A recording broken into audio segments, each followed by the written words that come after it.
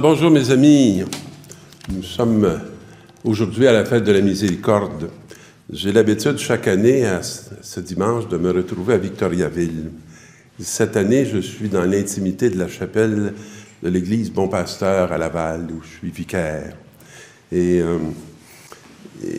habituellement, quand je vous partage la parole, je suis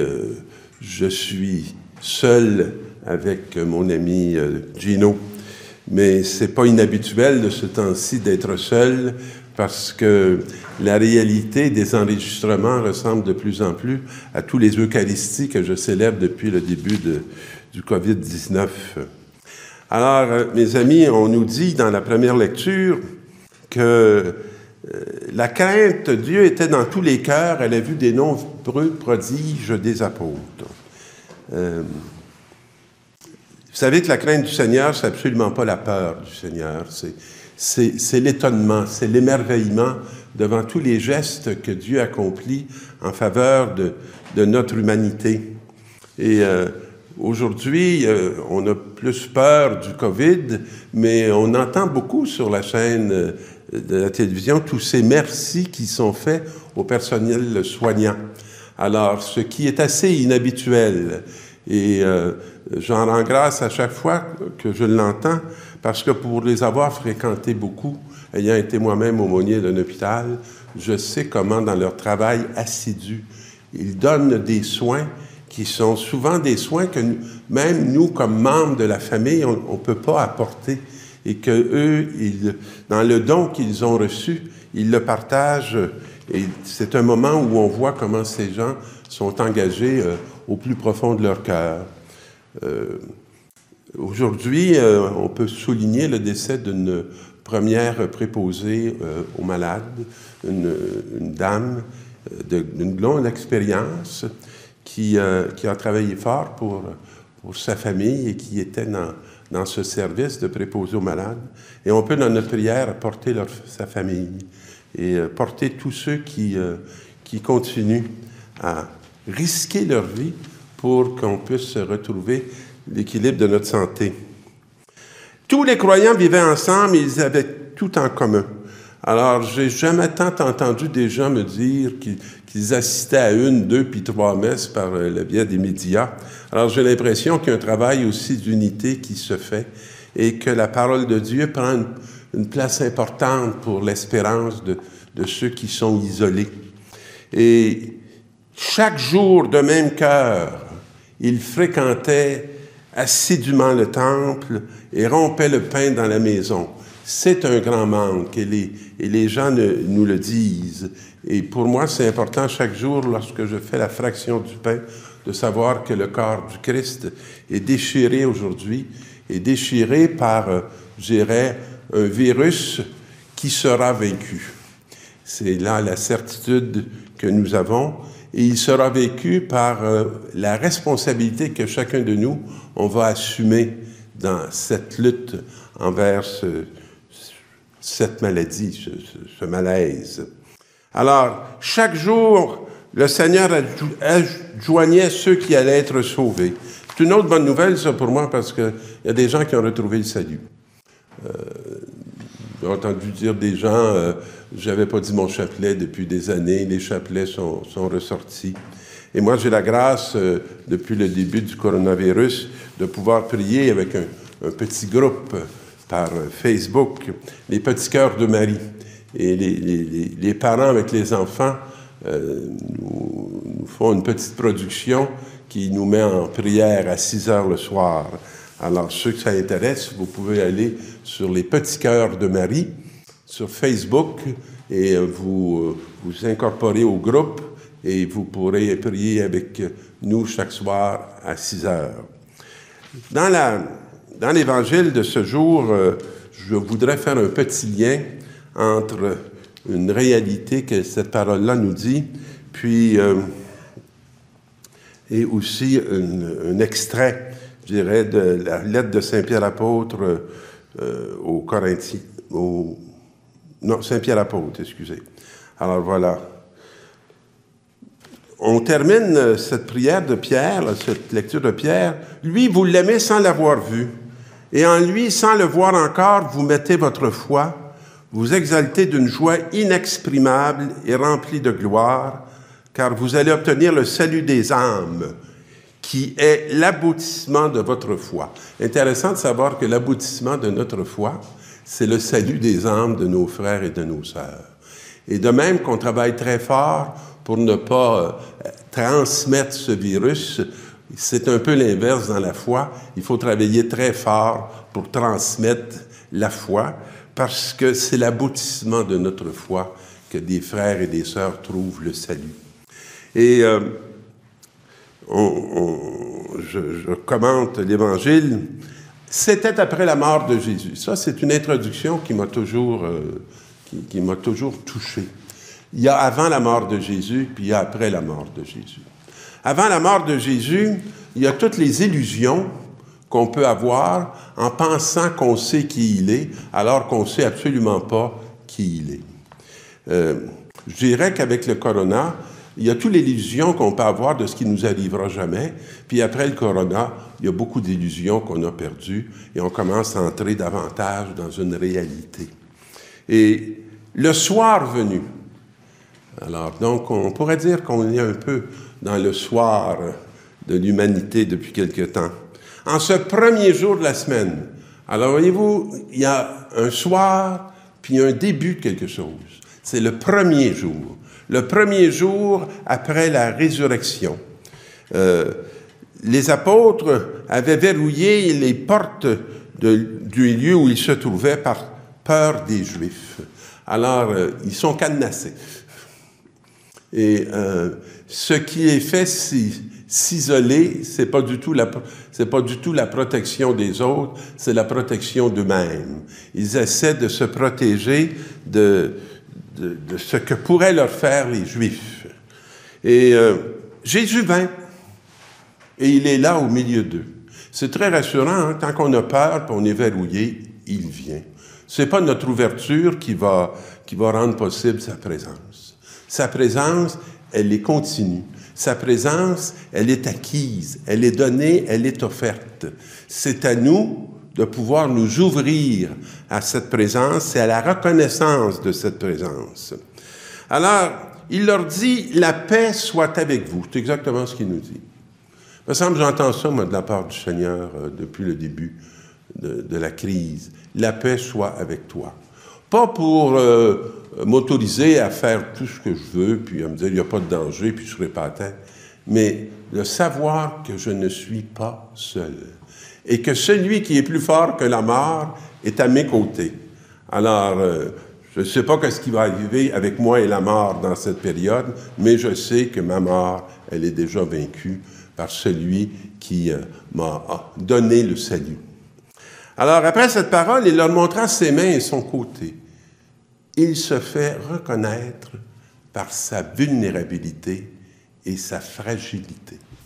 Le corps du ressuscité n'a pas effacé la vulnérabilité de l'homme Jésus.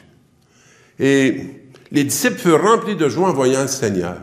Voyez-vous, ils ne sont même pas attristés ou atterrés par ses blessures. Ils sont remplis de joie.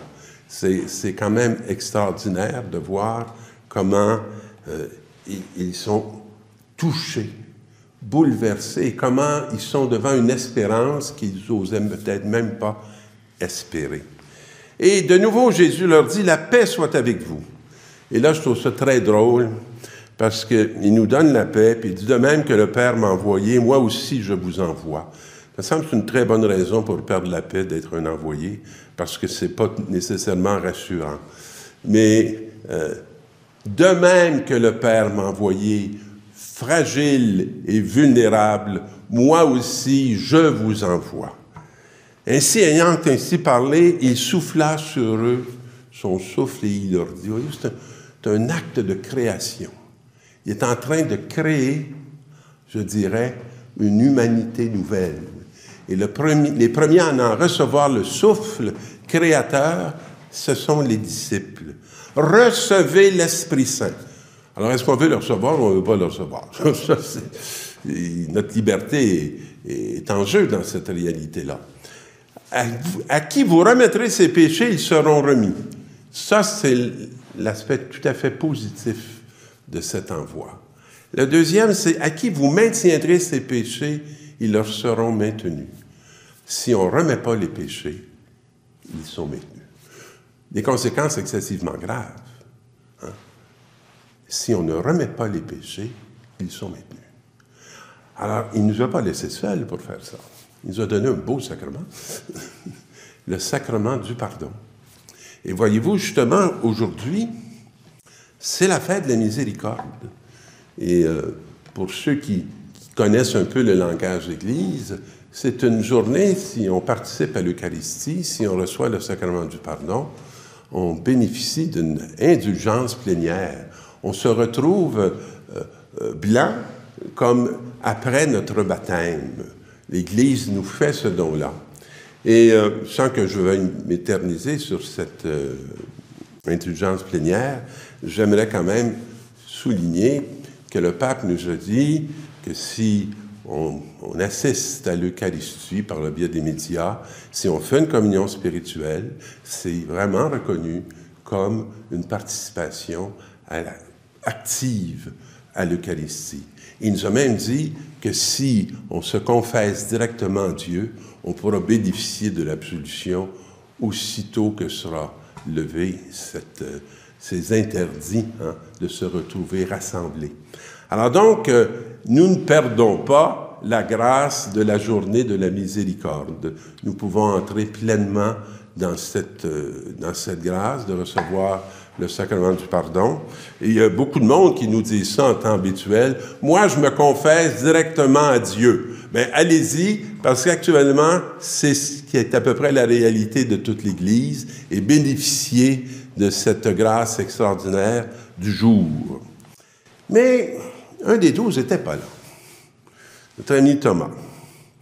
Et les autres disciples lui disaient, « Nous avons vu le Seigneur, mais il leur déclara, « Si je ne vois pas dans ses mains la marque des clous, et si je ne mets pas mon doigt dans la marque des clous, si je ne mets pas la main dans son côté, non, je ne croirai pas. » Thomas ne s'ouvre pas au témoignage de ses frères, qui disent « Nous l'avons vu ». Vous savez, la foi, ce n'est qu'une réalité de confiance. On fait confiance aux témoins ou on ne fait pas confiance aux témoins. On ne croit que ce que l'on expérimente dans notre propre personne, notre être, notre chair, ou on n'adhère pas. Mon choix est vite décidé. Je crois dans les témoins et je fais confiance. Je ne veux pas vivre toutes les réalités avant de pouvoir adhérer à ces réalités-là. Je crois, mes frères, lorsqu'ils me disent qu'ils sont malades et que ça ne fait pas du bien d'avoir le cancer, je le crois, puis je ne veux pas expérimenter le cancer pour le savoir nécessairement dans ma réalité. Et pour moi, la foi, c'est un don, mais c'est aussi un niveau de relation. Alors, 8 jours plus tard, les disciples sont à nouveau dans la maison. On ne sait pas s'ils l'ont quitté même. Alors, ils sont encore là, mais cette fois-là, Thomas est avec eux. Et Jésus vient. Alors, c'est extraordinaire. Hein? Ils ont peur, ils ont barré les portes. Il se tient là. Ce n'est pas nos ouvertures qui permettent à Jésus d'être présent. Alors, il dit à notre ami Thomas, après avoir fait la salutation, « La paix soit avec vous, avance ton doigt ici, et vois mes mains, et avance ta main dans mon côté. Cesse d'être incrédule, sois croyant. » Mes amis, ça fait tellement bien de passer de l'incrédulité à la foi. C'est tellement libérateur. Sois croyant. Jésus qui supplie, dans le fond, Thomas de croire et qui lui dit « Parce que tu m'as vu, tu crois. Heureux ceux qui croient sans avoir vu. » C'est la situation qui est la nôtre. Nous n'avons pas vu le Seigneur en chair et en os, mais nous pouvons croire parce que nous avons reçu le témoignage des disciples et des apôtres. Il y a beaucoup d'autres signes que Jésus a fait en présence des disciples et qui ne sont pas écrits dans ce livre. On n'est pas obligé de tout connaître, tout comprendre. Ce n'est pas la multiplication des signes qui engendre la foi. Ce qui engendre la foi, c'est l'adhésion et non pas la multiplication des signes, qui sont toujours bienvenus. Ceux-là ont été écrits pour que vous croyiez que Jésus est le Christ, le Fils de Dieu, et pour qu'en croyant, vous ayez la vie en son nom. Alors, mes amis, prenons le temps d'accueillir les signes qui nous sont communiqués par la parole et devenons d'authentiques croyants et fidèles au corps de Jésus-Christ qui est encore au milieu de nous et qui s'offre à chaque Eucharistie pour notre salut. Enfin, une joyeuse Pâque renouvelée parce que nous en avons bien besoin pour continuer notre pèlerinage dans ces temps un peu d'isolement. Bonne semaine, mes amis.